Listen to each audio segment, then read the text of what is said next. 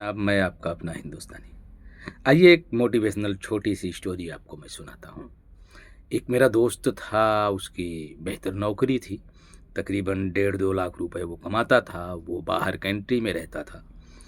तो इत्तेफ़ाकन मेरा कहीं जाना हो रहा था, तो भाई साहब के घर से मेरा गुज़रना था। तो मैंने सोचा कि चलिए अपने दोस्त के यहाँ कुछ लोगों से भी मुलाकात हो जाएगी और पानी पीकर निकलते हैं। तो वो दोस्त तो मेरा बाहर कंट्री में रहता था।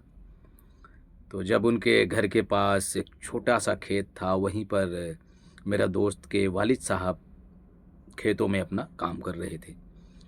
तो मैं डायरेक्ट उनके पास गया, दुआ सलाम हुआ और चाचा ने कहा चलिए घर पे थोड़ा चाय-वाय पीते हैं, फिर आप निकलिएगा। तो लेकिन चाचा का जब हुलिया देखा तो मेरे होश उड़ गए।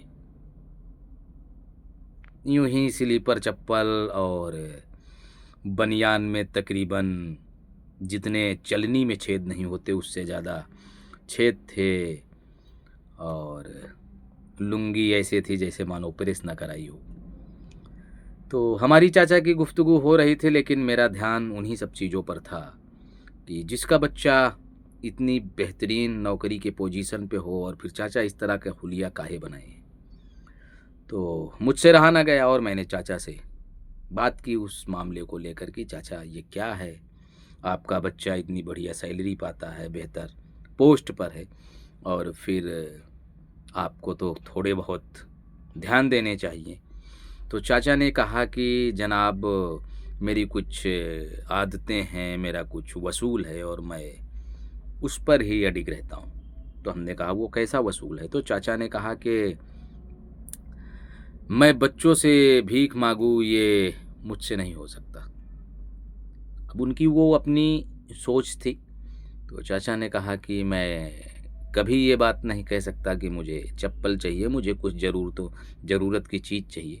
आखिर बच्चों का भी तो कोई अस्तित्व होता है, उनके भी तो कोई फ़राइज़ होते हैं ना। तो हमने कहा इसका मतलब लड़का आपका कभी आपसे पूछा ही नहीं? बोले नहीं, पैसे तो वो भेजते हैं घर पे, हर बात ठीक है, लेकिन वो कभी लिबास के बारे में वो सब पूछे नहीं और मैंने कभी कहा नहीं। ये मेरी अपनी सोच है और कहूँगा भी नहीं। तो मुझे बहुत हैरानी हुई और फिर मेरा वहाँ से निकलना हुआ। तो जब मुझे टाइम मिला उसी दिन शाम को, तो मैंने फ़ोन लगाया। खैरो-खैरियत हुआ और मैंने फिर पूछा उनसे कि क्या आपने कभी गहराई से, करीब से अपने वालिद को देखा है कि वो क्या लिबास पहन रहे हैं? उनकी बनियान कैसे है और उनके चप्पल कैसे हैं? और ये सब आपने देखा? तो उन्होंने कहा कि जनाब हमसे उन्होंने कभी कहा ही नहीं। तो हमने कहा जब आप छोटे थे, आपका बचपना था, तो क्या हर एक चीज़ आप अपने पिताजी से कहते थे कि हमें ये चीज़ ला कर दीजिए? नहीं ना। लेकिन उन्हें खुद पता होता था कि मेरे बच्चे को क्या चीज़ चाहिए होना है, क्या ज़रूरतें हैं, वो पूरा करते थे ना।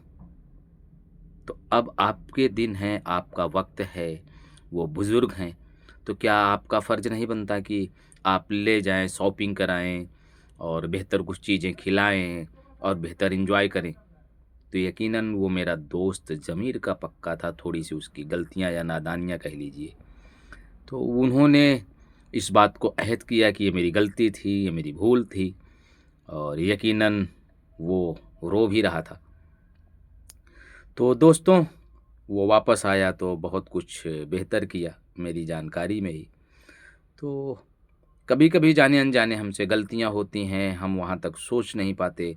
तो मेरा मकसद ये है कि वालिदा से घंटों बैठो आप, और आप ना सही तो अपने बीवी को, बीवी नहीं है तो अपनी बहन को लेकर अपनी अम्मी को मार्केट की ओर भेजो और बताओ उन्हें कि इनकी ज़रूरतें की चीज़ें खरीदो, इनको बढ़िया नया कपड़ा खरीदो, दुपट्टा खरीदो। आप अपने वालिद को लेकर जाएँ, शॉपिंग कराएँ, एन्जॉय करें। आप इसी तरह से अपने बड़े भाई को और अपने बच्चों को ध्यान देखना हमें आप पर फ़र्ज़ है।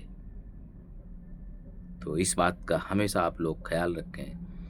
बाकी खुश रहें, सलामत रहें और हो सकता है कि मेरी इस कहानी से किसी का दिल ठेस पहुँचा हो तो माफ़ी चाहूँगा। मिलते हैं, मिलते रहेंगे। शब बख़ैर।